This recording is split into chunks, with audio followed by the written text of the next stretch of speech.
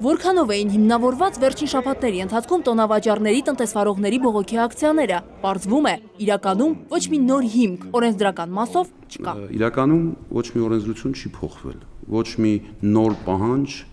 չի առաջադրվում հարկ վճարողներին։ 2014 թվականին ընդունվել է օրենք, որով որ սահմանվել են հարկերի հաշվարկման եւ վճարման այսօրվա գործող մեխանիզմները,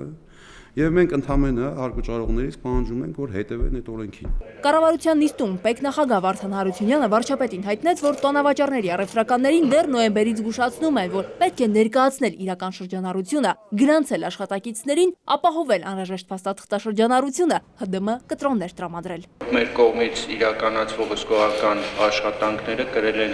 զուտ նախազգուշացնող բնույթ եւ որևէ մեկը, որևէ տնտեսվարող չի տուգանվել։ Մեր գաղափարախոսությունը հետեւյալն է. փոքր եւ միջին բիզնեսի բեռը չի ավելանալու։ Բայց փոքր եւ միջին բիզնեսը հաշվառելով իր բեռը չավելացնելով, մենք պետք է հասկանանք, որ շրջանառությունը եւ հաշվառումը բոլոր խոշոր բիզնեսին ունենալու ենք։ Պետք է պարզ իրենց հետ խոսել։ Պարզ խոսալու ժամանակ իրանք ամեն ինչ հասկանալու են։ Պարզվում է անցած նոյեմբերից մինչև այժմ ՊԵԿ-ը մոտ 20 ոլորտի նաև առևտրի ներկայացուցիչների հետ քննարկել ներկայացրել է յուրաքանչյուր ոլորտի ստվերի ռիսկը։ Կես տարի տվել փաստաթղթաշրջանառության թերացումները շտկելու համար։ Ըստ ՊԵԿ-ի առաջընթաց կա։ Հարկային մուտքը 11.5% ավելացել է, սակայն տոնավաճառները հարկային մուտքերը մասամբ են ապահովում։ Շրջանառությունները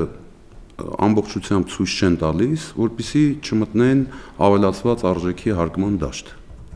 Իրականում սա է խնդիրը։ Այս ամենը ՊԵԿ-ը դարձյալ բացատրել քննարկել է տոնավաճառների ներկայացուցիչների հետ։ Խնդիրը կարծես քաղաքակիրթ լուծում է ստանում։ Չմերժեցին, լսեցին մեր խոսքը, առաջարկել ենք, որ